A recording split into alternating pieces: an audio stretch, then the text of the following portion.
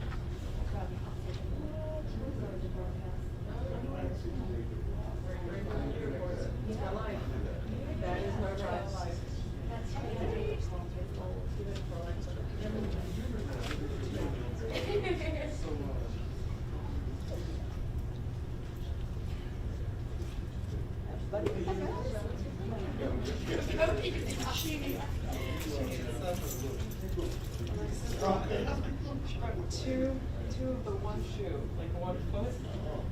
She's like, you know what,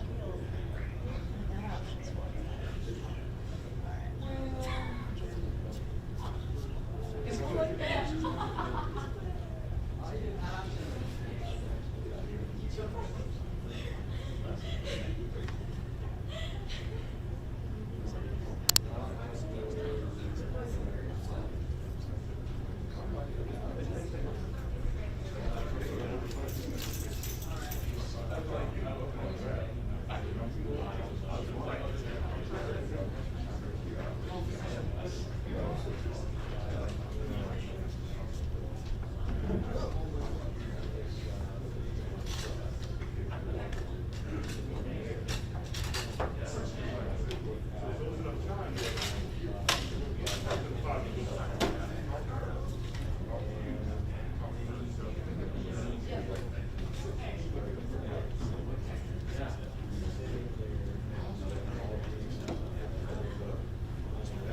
Sir, is this going to work? Yes. It's been working up until you got here. I'm going to put this in here.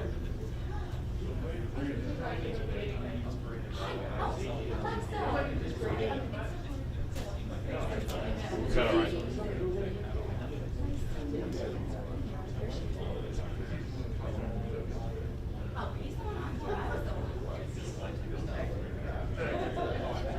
Is that yours? Yes. That is? Okay.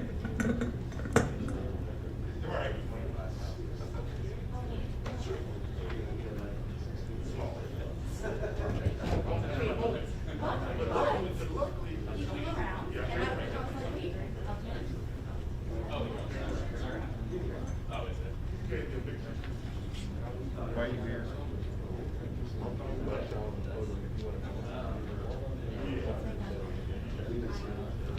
Well, you guys want to do one more quick mic check before we get started? Just make sure we're all still there. Appreciate you. Don't go too fast with it.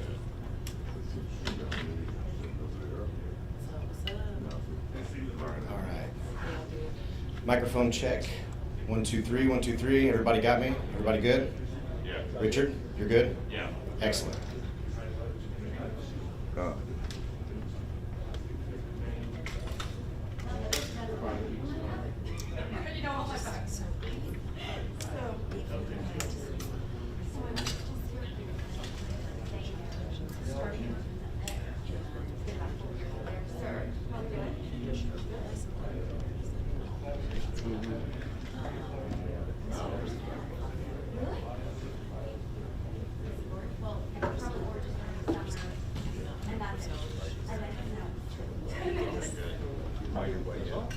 This leg is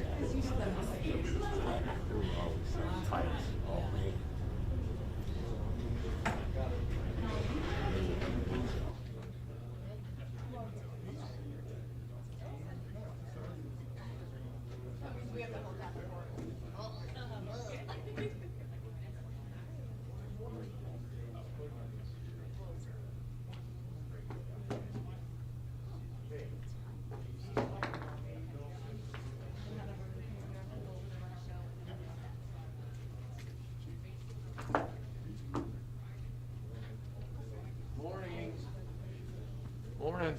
How's everybody doing? Good to see you. How are you, sir?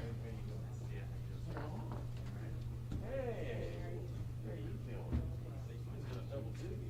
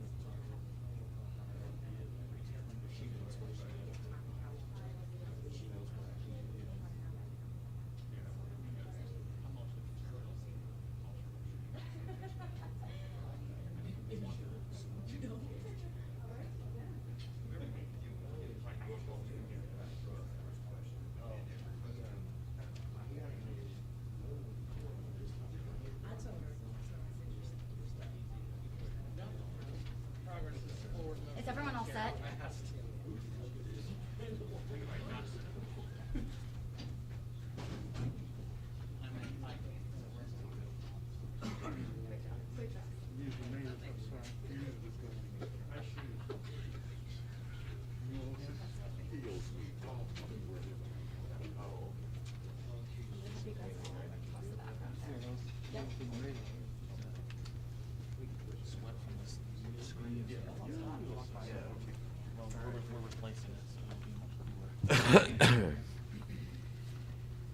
Well, thank you all for joining us this morning. We're going to preview some of the new technology that we will be adding to IMPD's crime fighting efforts and its toolkit. The reasons that we are adding these tools is very simple. Today, our city is experiencing an unacceptable level of violence in neighborhoods across Marion County. And such an unprecedented time calls for an unprecedented response. The items we discuss today are part of that response, a response which is, in fact, the largest anti-crime investment in the history of Indianapolis.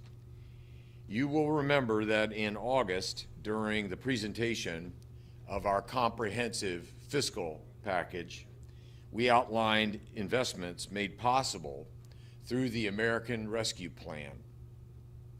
With that funding, we are boosting our anti-violence efforts by more than $150 million over a 3-year period. That means $45 million to community anti-violence groups, which is by far the largest investment in our city's history. It means more than $30 million to expand mental health resources, and millions more to treat root causes of crime, like food insecurity, issues surrounding recidivism and reentry and the like. It means funding for 100 additional IMPD sworn police officers. It means funding for 40 civilian employees to help IMPD by covering non-emergencies. And it also includes the investment that we are detailing today, $9 million in updates to technology that will help us combat crime. That includes additional license plate readers, both in fixed positions and in our patrol cars.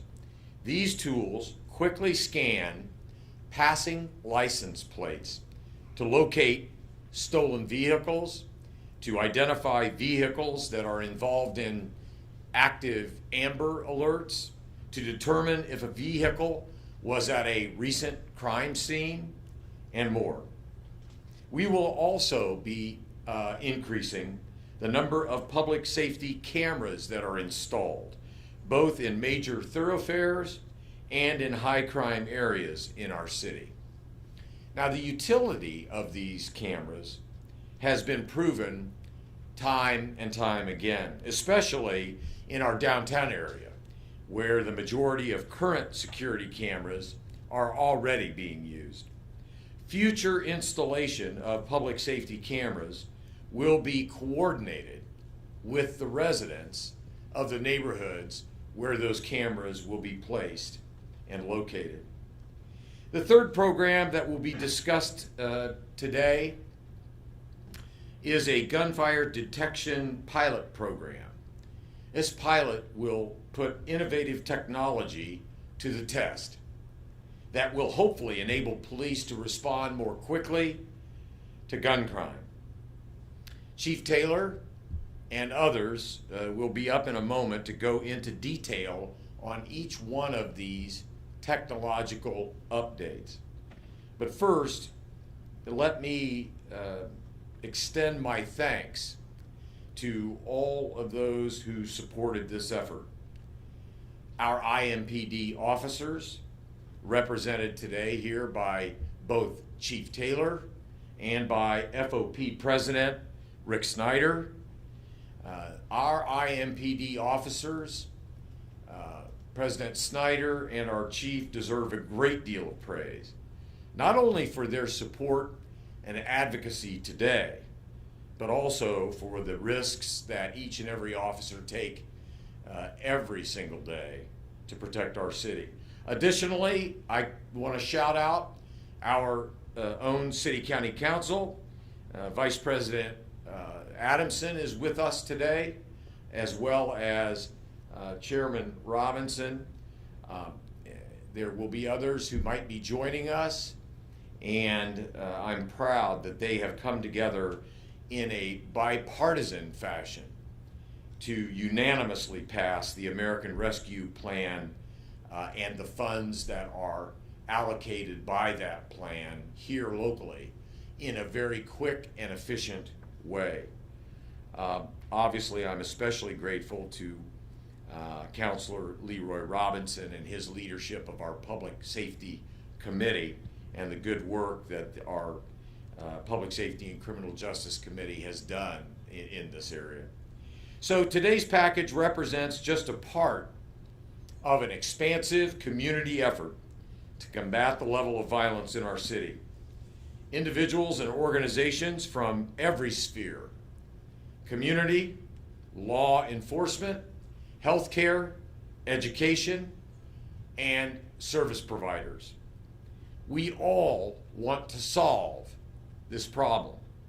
The group assembled here today is proof of that commitment and proof that collaboration can make our response even greater. So now with more, I'm pleased to introduce the Chief of the Indianapolis Metropolitan Police Department, Randall Taylor. Chief.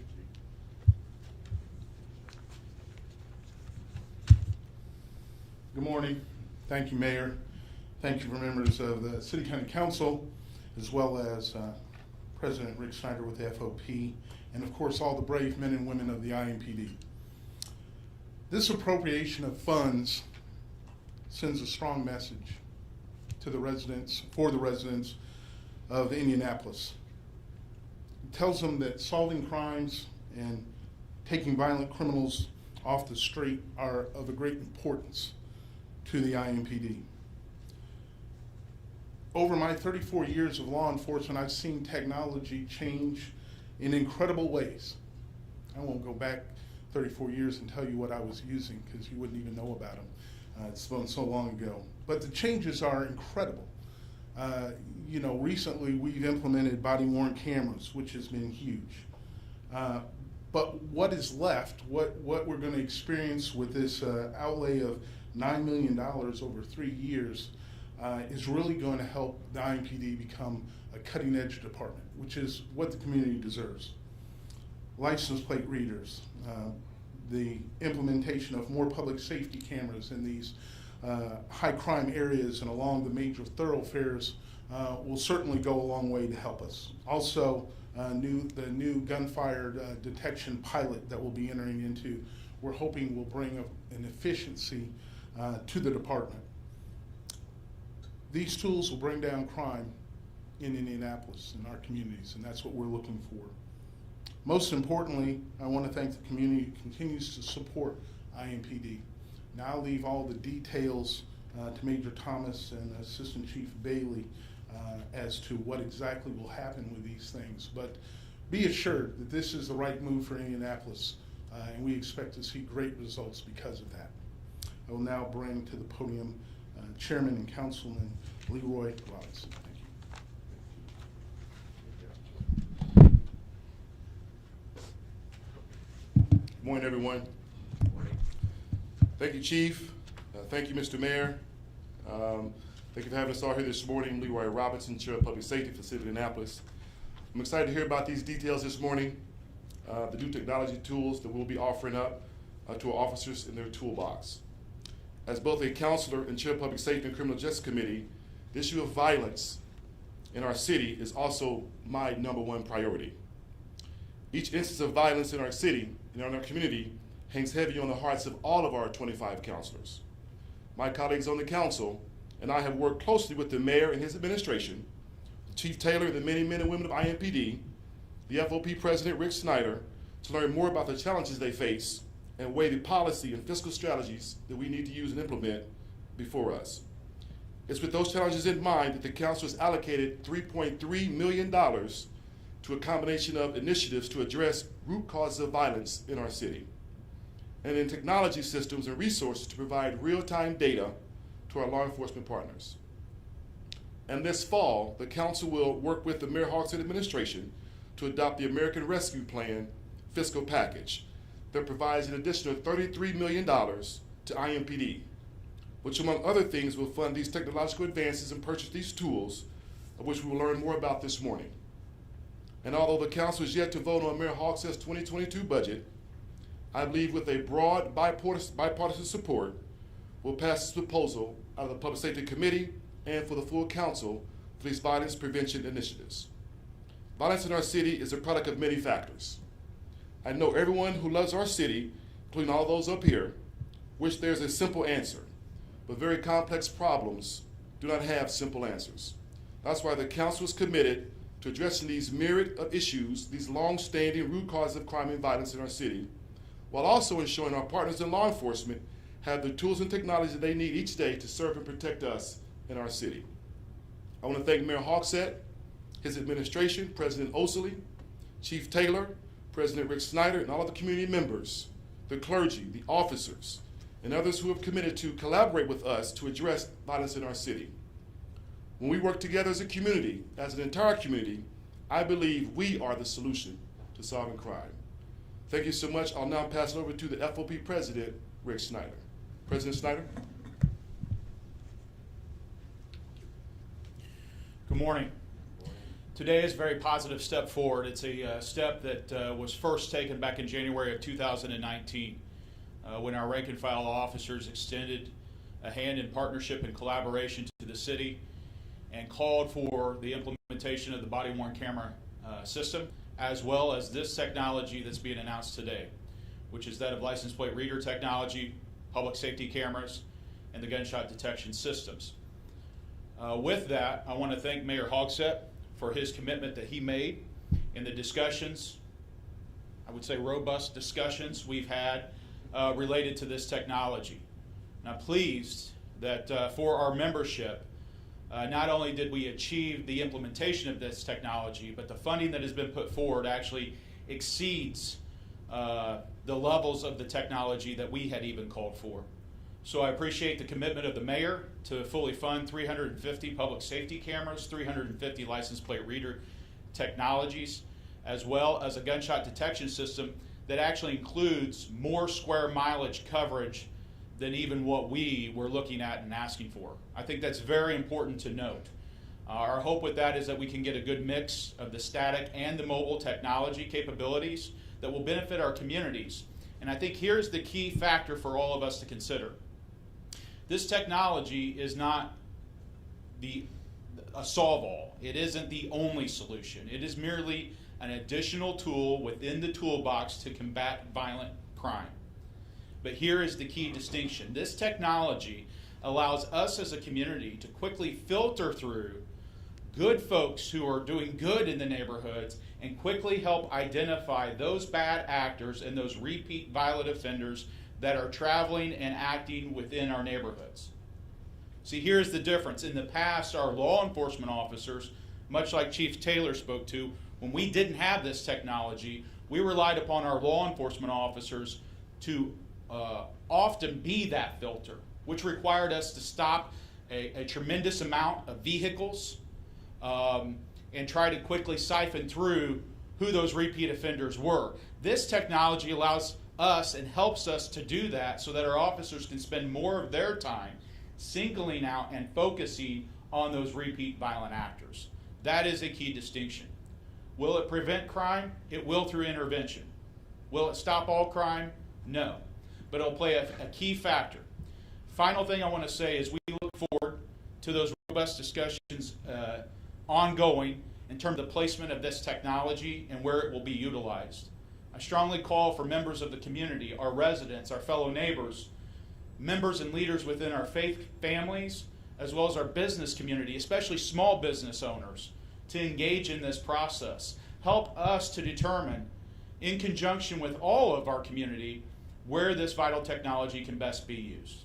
Thank you.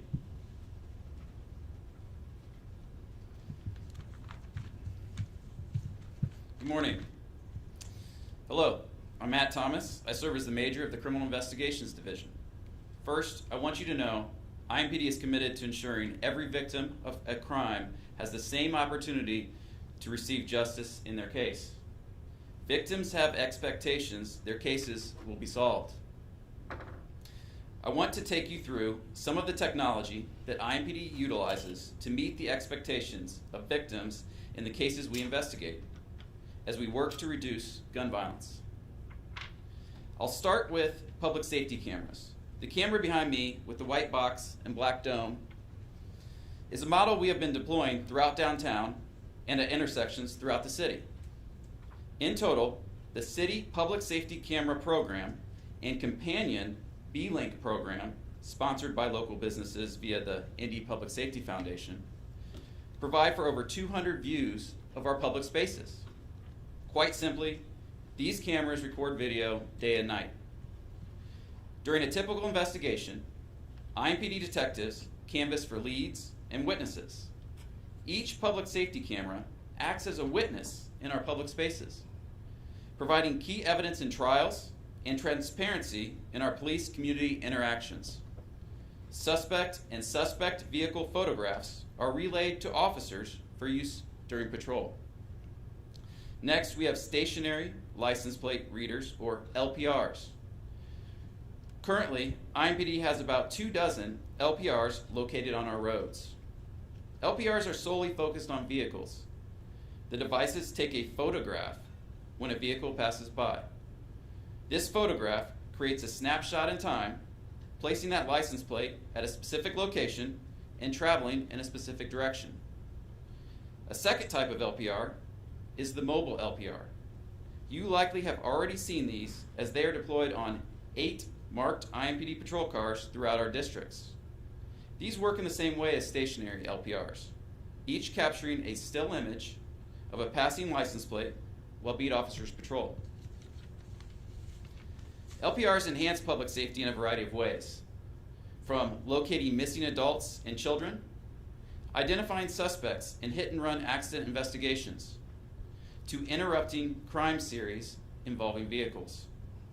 These devices also act as witnesses, allowing us to rapidly focus resources on locating the suspect vehicle and only the suspect vehicle, instead of using the former dragnet approach to canvassing.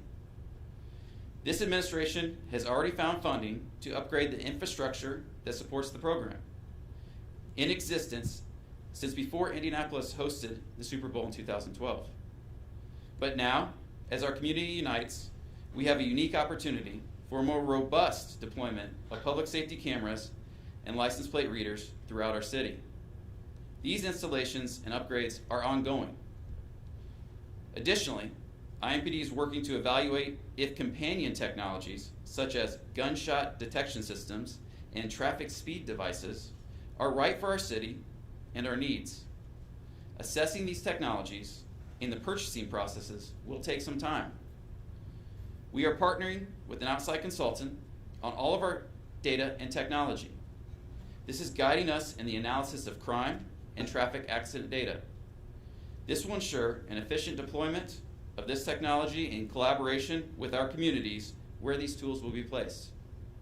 Finally, I want to thank our fellow community members who continue to partner with us by calling 911 when they see a crime in progress and providing license plate numbers and suspect descriptions that can be immediately followed up on with this technology. Any questions? All right, thank you.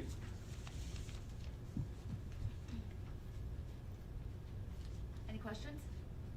How many cameras, the 9 million, how many cameras for both the LPRs and the regular cameras, and how many cameras we're looking at?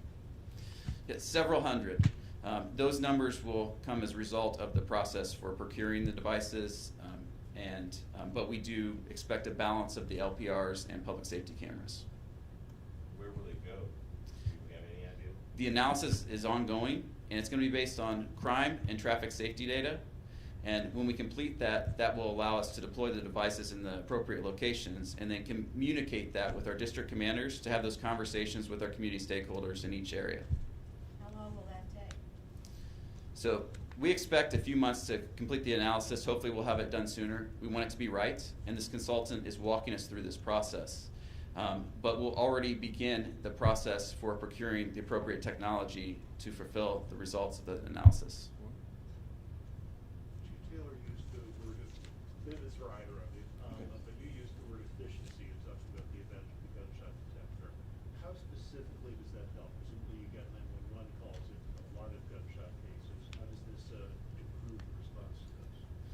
Absolutely. So there are a variety of gunshot detection platforms, and that's what a procurement process for a pilot will help us understand better.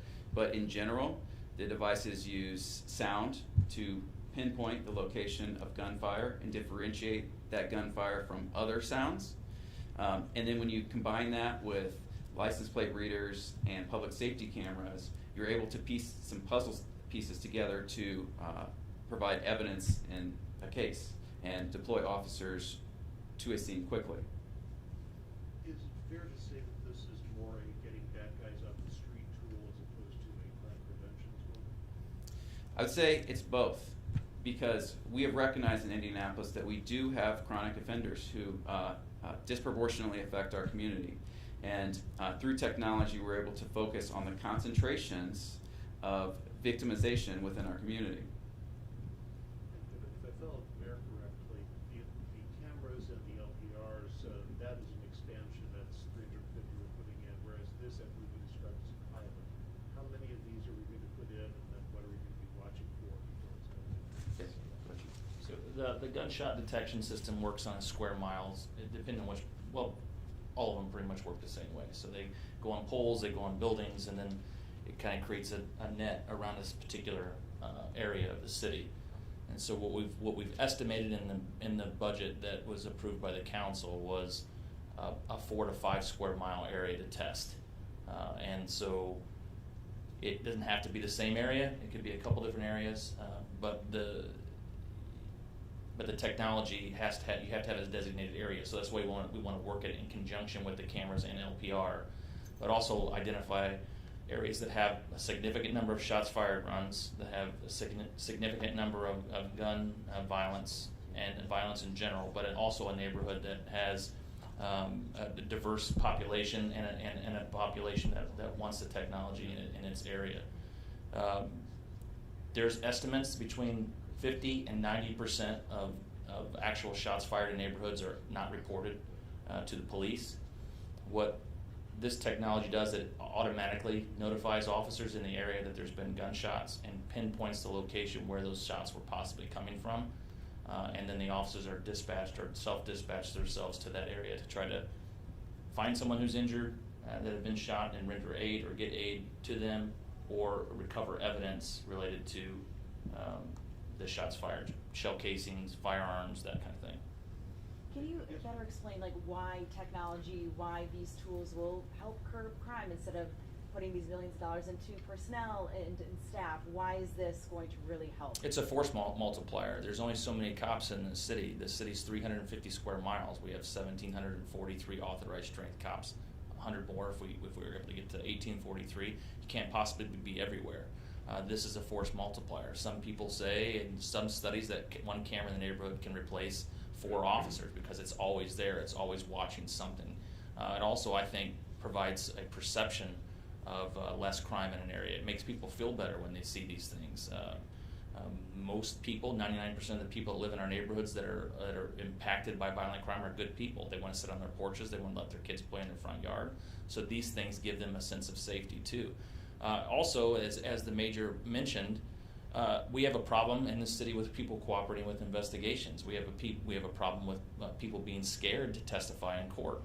The cameras aren't afraid to testify in court. We have multiple incidents where cameras have helped us solve cases to prevent a human witness from having to step foot in a courtroom and put themselves in danger by testifying. So there are multiple ways that technology helps. It also helps deploy our resources, limited resources, to the right places at the right times. That's why all this has been a process. We started with getting our data correct with some of that. And now we're moving into adding these pieces of technology and getting people behind those doors back there, the right pieces they need to help our officers in the street be more on the spot in the right places at the right time to impact violent crime from happening, and also hold them accountable. Have you chosen which company? Is it ShotSpotter or which gunshot detection? No, we have it's a lot of money, and there are rules in city government that we have to follow when it comes to procuring things. So we have to go through the procurement process. We'll have to put out a request for information, and then request for purchasing, and then allocate the funds. It's not, we can't just go out and spend $1 million without going through the process. So luckily for us on cameras and LPR, we have existing contracts that we just add on to those contracts as we add more pieces to the puzzle. Thank you all. The metrics you're going to be looking at to say if the pilot program was successful or not? Whether there was a reduction in crime, what impact it had on our officers and the response time. There's a lot of studies out there when you look at gunshot detection. Chicago's a great thing to look at, the issues they're going through with their. The vendor told us that it increases the officer's run load fivefold on shots fired runs. So we're going to evaluate whether our officers are chasing their tail a lot of times, and not able to impact other crimes that are happening in the area. So all those things we have to evaluate whether or not it works for our community. And then ultimately, after 3 years, the council and the mayor, whoever sits in our seats, has to decide whether or not that's something they want to keep funding, because it's expensive technology and it has to be funded year after year after year if you're going to keep it and expand it. Thank you all. Thank you.